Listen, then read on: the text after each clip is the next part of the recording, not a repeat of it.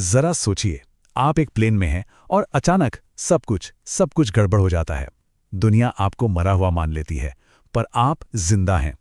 एक सुनसान द्वीप पर फंसे हुए, एक ऐसी दुनिया में जो आपके होने का वजूद ही भूल चुकी है। और नहीं, ये किसी फिल्म की स्क्रिप्ट नहीं है। चलिए थोड़ा पीछे चलते हैं। तारीख थी 15 अक्टूबर 1995। पैन एम फ्लाइट 6 एक डबल डेकर लग्जरी प्लेन 77 लोगों के साथ हवाई से सैन फ्रांसिस्को के लिए रवाना हुआ। सब कुछ एकदम नॉर्मल था, लेकिन यह सुकून ज्यादा देर टिकने वाला नहीं था। ये कहानी है उन 48 लोगों की जो एक भयानक हादसे के बाद पूरे 13 सालों तक दुनिया से कटे रहे। तो सवाल ये उठता है कि आखिर उन्होंने ये किया कैसे? चलिए आज इसी हैरान कर देने वाली कहानी को परत दर परत खोलते हैं। तो उड़ान को अभी कुछ ही देर हुई थी और प्लेन का वो शांत माहौल चीखों में बदलने लगा था। एक आरामदायक सफर अब एक भयानक सपने की शुरुआत बन चुका था। अचानक अपनी सीटों से 4 नकाबपोश लोग उठे, हाथों में हथियार। उन्होंने प्लेन को हाईजैक कर लिया था। यात्रियों की तो मानो सांसें ही थम गई और कुछ ही देर में प्लेन रडार की दुनिया से गायब हो गया। पर यह तो बस शुरुआत थी। असली खतरा तो अभी सामने आना था। हाईजैकर्स ने प्लेन का मुंह मोड़ा और उसे सीधा प्रशांत महासागर के सबसे खतरनाक तूफानों में से एक जबरदस्त टाइफून में घुसा दिया। अब सोचिए, वो विशाल प्लेन किसी खिलौने की तरह हवा में उछल रहा था। 2 घंटे, पूरे 2 घंटे मौत से लड़ने के बाद प्लेन ने जवाब दे दिया। एक एक करके उसके दोनों इंजन फेल हो गए। अब वो सिर्फ लोहे का एक बेजान टुकड़ा था जो आग के गोले की तरह सीधा नीचे समंदर की तरफ गिर रहा था। प्लेन एक जोरदार धमाके के साथ पानी से टकराया और डूब गया। लेकिन किसी चमत्कार की तरह 60 लोग प्लेन के टूटे हुए दरवाजे से उस ठंडे अनजान समंदर में कूदने में कामयाब रहे। पर अब चारों तरफ मीलों तक सिर्फ और सिर्फ प्रशांत महासागर की डरावनी लहरें थीं। मौत के जबड़े से तो ये 60 लोग निकल आए थे, पर उनके लिए संघर्ष का एक नया और शायद ज्यादा मुश्किल दौर शुरू होने वाला था।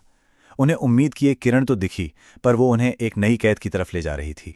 खुशकिस्मती से एक पैसेंजर के पास दूरबीन थी। उसने कांपते हाथों से उसे आंखों पर लगाया और वो चिल्लाया, जमीन, आइलैंड। लगभग आधा किलोमीटर दूर धुंध में लिपटा एक छोटा सा द्वीप। घंटों की जी तोड़ मेहनत के बाद आखिरकार वो 60 लोग उस द्वीप के किनारे पर पहुंचे। बुरी तरह थके हुए थे पर जिंदा थे। लेकिन जैसे ही उन्होंने उस अनजान जमीन पर कदम रखा, उनकी सारी उम्मीदें टूट गईं। ये कोई जन्नत नहीं थी, ये तो एक वीरान बंजर द्वीप था। न खाने को कुछ, न पीने को साफ पानी। निराशा ने उन्हें चारों तरफ से घेर लिया। और इसी गहरी हताशा के बीच एक आवाज गूंजी। एक स्कूल टीचर मिस्टर डेविड आगे आए। उनकी आवाज में एक अजीब सा भरोसा था, जिसने उन टूटे हुए लोगों में हिम्मत की एक नई चिंगारी जला दी। वो एक ऐसा पल था जब बिखराव और डर संगठन और उम्मीद में बदलने लगा।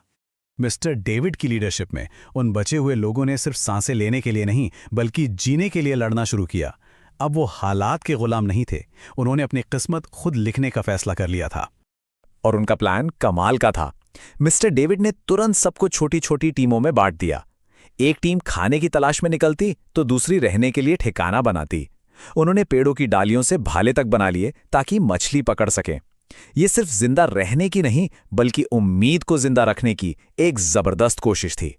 शुरुआती महीने बहुत बहुत मुश्किल थे। बीमारी और भूख ने 10 लोगों की जान ले ली। और उधर बाहर की दुनिया में महीनों तक चले सर्च ऑपरेशन के बाद सरकार ने उन्हें मृत घोषित कर दिया। उनके परिवार वालों के लिए वो मर चुके थे। दुनिया उन्हें पूरी तरह से भुला चुकी थी। जब उन्हें लगने लगा कि अब सब खत्म हो गया है, कि वो हमेशा के लिए यहीं फंस गए हैं और उम्मीद की आखिरी किरण भी बुझ चुकी है, ठीक तभी उस वीरान द्वीप पर एक ऐसा चमत्कार हुआ जिसने सब कुछ बदल कर रख दिया। 2 साल गुजर चुके थे, जिंदगी जैसे तैसे कट रही थी, और फिर एक ऐसी घटना हुई जिसने मौत के अंधेरे में जिंदगी का सूरज उगा दिया। एक महिला ने एक स्वस्थ बच्ची को जन्म दिया। उस बच्ची की पहली किलकारी ने जैसे पूरे द्वीप का माहौल ही बदल दिया। ये सिर्फ एक बच्ची का जन्म नहीं था, ये इस बात का सबूत था कि जिंदगी सबसे मुश्किल हालातों में भी हार नहीं मानती। वो बच्ची उन सबकी उम्मीद की नई मशाल बन गई। और इसी उम्मीद के सहारे उन्होंने खुद को फिर से खड़ा किया। अगले 10 सालों में द्वीप पर 5 और बच्चों ने जन्म लिया।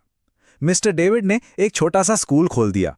और तो और उन्होंने प्लेन क्रैश की बरसी को सर्वाइवल डे के तौर पे मनाना शुरू किया, ताकि वो कभी ना भूलें कि उन्होंने कितनी हिम्मत से मौत को हराया था। 1 दशक से ज्यादा का वक्त बीत गया। जो बच्चे द्वीप पर पैदा हुए थे वो अब बड़े हो रहे थे। उनके लिए तो यही दुनिया थी, यही घर था। और फिर एक सुबह इस कहानी का आखिरी और सबसे नाटकीय मोड़ आया। पूरे 13 साल। सोचिए, इतना लंबा वक्त कि बाहरी दुनिया के लिए वो लोग अब सिर्फ एक भूली बिसरी दर्दनाक याद बनकर रह गए थे। एक सुबह अचानक उन्हें एक आवाज सुनाई दी, एक बड़े जहाज के हॉर्न की आवाज।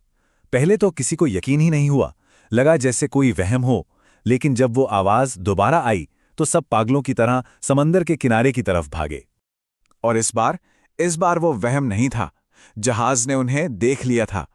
13 साल का वो लंबा भयानक इंतजार आखिरकार खत्म हो गया था। जब रेस्क्यू टीम द्वीप पर पहुंची तो उनकी आंखों के सामने वो 48 लोग खड़े थे जिन्हें दुनिया मरा हुआ मान चुकी थी। जब वो अपनी दुनिया में वापस लौटे तो जाहिर है किसी को उनकी कहानी पर यकीन नहीं हुआ। भला कैसे होता? लेकिन फिर एक सर्वाइवर की डायरी सामने आई। उस डायरी में उन 13 सालों का हर पल, हर संघर्ष, हर मौत और हर जन्म, सब कुछ दर्ज था। और इसी डायरी ने इंसान के हौसले की इस अविश्वसनीय दास्तां को सच साबित कर दिया। तो ये कहानी हमें क्या सिखाती है? यही कि जब लगता है सब कुछ खत्म हो गया है, तब भी उम्मीद की एक छोटी सी किरण सबसे घने अंधेरे को चीर सकती है। ये कहानी इंसान के जज्बे और हिम्मत की मिसाल है। ये सोचने पर मजबूर करती है कि ऐसी मुश्किल घड़ी में इंसान क्या कुछ नहीं कर सकता,